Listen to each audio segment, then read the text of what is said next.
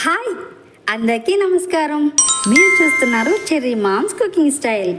అందరూ ఎలా ఉన్నారండి? బాగున్నారా? నేను బాగున్నాను. మీరందరూ కూడా బాగుండాలని ఆ దేవుని మనస్ఫూర్తిగా ఆశిస్తున్నాను. ఓకే, ఈరోజు నేను చేయబోయే రెసిపీ ఏంటంటే మా గుంటూరు స్టైల్లో మా గుంటూరు కారంతో కాజు చికెన్ మసాలా కర్రీ అనేది చేస్తున్నాను. నేను ఎలా చేస్తున్నాను, ఏమేమి ఇంగ్రీడియంట్స్ అనేవి నేను యాడ్ చేసుకుంటున్నాను అనేది మీరు నా వీడియోలో చూడొచ్చు. మీరు కూడా ఒకసారి ఈ రెసిపీని ట్రై చేసి మీకు ఎలా వచ్చిందనేది నాకు కామెంట్ చేయండి. సరే, ఇప్పుడు ఎలా చేయాలి ఏంటనేది ప్రాసెస్ స్టార్ట్ చేసుకుందాం. నేనైతే 1 కేజీ చికెన్ని తీసుకున్నానండి. కేజీ చికెన్ని శుభ్రంగా కడుక్కొని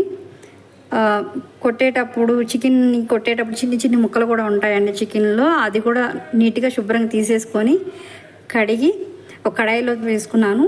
ఇప్పుడు 1 చిటికెడు పసుపు, అలాగే కల్లుప్పు అనేది కొంచెం తీసుకుంటున్నానండి. 1/2 స్పూన్ మాదిరిగా, 1/2 చెంచా కల్లుప్పు తీసుకొని వేసుకున్నాము. దీన్ని 5 నిమిషాలు నేను బాయిల్ చేస్తాను.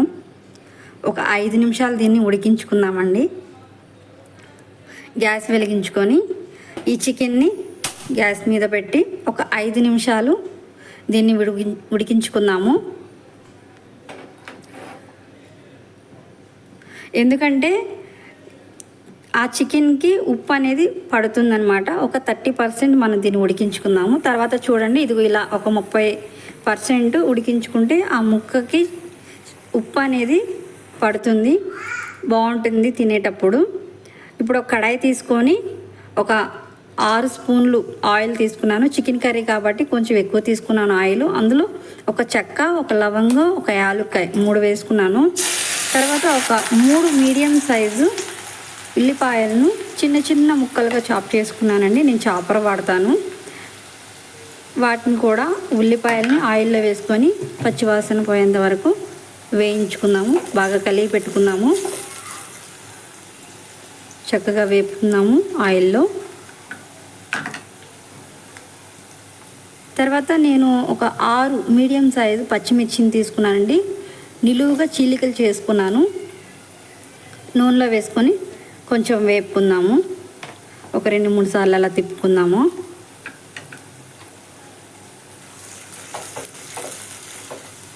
ఆయిల్లో బాగా ఉడుకుతాయి. ఆ తర్వాత నేను అల్లం వెల్లుల్లి పేస్ట్ 1 స్పూన్ తీసుకుంటున్నాను. ఎందుకంటే అది పెద్ద స్పూనేనండి. మీరు మీ మసాలాలు ఎక్కువ తింటే ఇంకొక 1/2 స్పూన్ వేసుకోండి. లేదు కొంచెం తక్కువే అని అనుకుంటే తగ్గించుకోవచ్చు, అది మీ చాయిస్. నేనైతే 1 స్పూన్ తీసుకున్నాను మసాలా అల్లం వెల్లుల్లి పేస్ట్. చక్కగా తిప్పుకుందాము. చక్కగా కలుపుకున్నాక ఇదిగో చూడండి, ఇట్లాగా ఉడికించుకుందాము. బాగా ఉడుకుతుంది. ఆ తర్వాత 1 రెబ్బ కరివేపాకు వేసుకుందాము. ఫ్లేవర్ చాలా బాగుంది, స్మెల్. తిప్పుకుందాము, ఒకసారి కలుపుకున్నాము.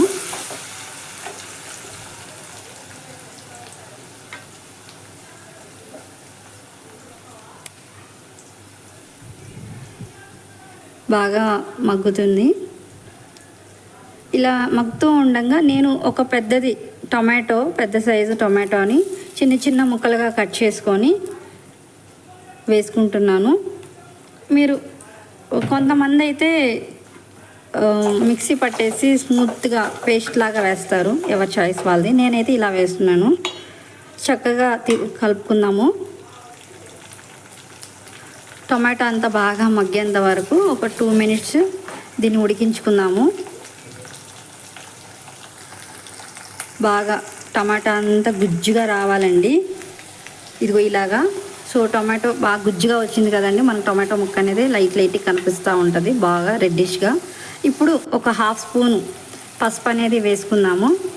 తర్వాత నేను 1 స్పూన్ కారం తీసుకుంటున్నానండి, పెద్ద స్పూను.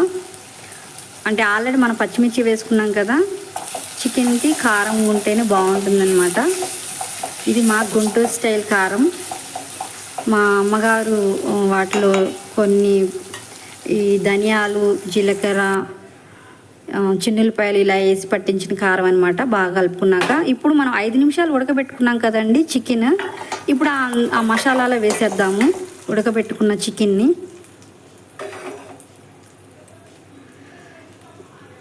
ఇప్పుడు బాగా ఆ మసాలా అంతా పట్టేంత వరకు చికెన్ని బాగా కలుపుకుందాము. చూడండి, అలా మసాలా అంతా ఆ చికెన్ ప్రతి ముక్కకు పట్టేలాగా బాగా కలుపుకుందాము. అలాగా కలుపుకోవాలి. ఇప్పుడు ఈ కలుపుకున్న ఈ చికెన్ని ఒక 10 నిమిషాల వరకు మూత పెట్టేసి సిమ్లో పెట్టి చక్కగా ఉడికించుకుందాము. ముక్కకి మసాలా అంతా బాగా పడుతుంది. ఒక 10 నిమిషాలు ఉడికించుకుందాము. ఒక 10 నిమిషాల తర్వాత ఇలా ఉంటుంది చూడండి. వావ్, చాలా కలర్ఫుల్గా ఉంది. చక్కగా ఉడికింది కూడా. ఒక 80% ఉడికింది. ఇప్పుడు ఒకసారి కలుపుకుందాము చికెన్.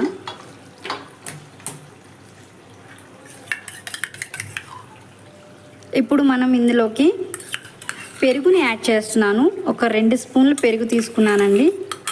పెరుగు కూడా చాలా బాగుంటుంది, నీసు రాకుండా ఉంటుందంట స్మెల్. మా అమ్మగారు వేస్తారండి, సో నేను ఆ స్టైల్లోనే చేస్తున్నాను. మీరు ఒకవేళ పెరుగు పడని వాళ్ళు, తినని వాళ్ళు ఉంటే స్కిప్ చేసుకోవచ్చు. నేనైతే పెరుగుని ఒక 2 స్పూన్లు వేసాను. చక్కగా మెత్తగా చేసుకొని బాగా కలుపుకుందాము. చక్కగా చికెన్ అయితే బాగా ఉడికిందండి.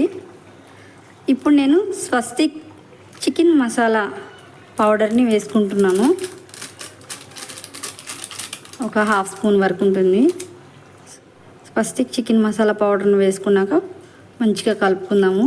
తర్వాత నేను గ్రేవీ కోసం అని చెప్పేసి ఒక గిద్ద ఉంటుంది వాటర్, సగం గ్లాస్ సగానికి మాత్రం నీళ్లు తీసుకొని జస్ట్ అలా ఎడ్జ్లో వేసాను.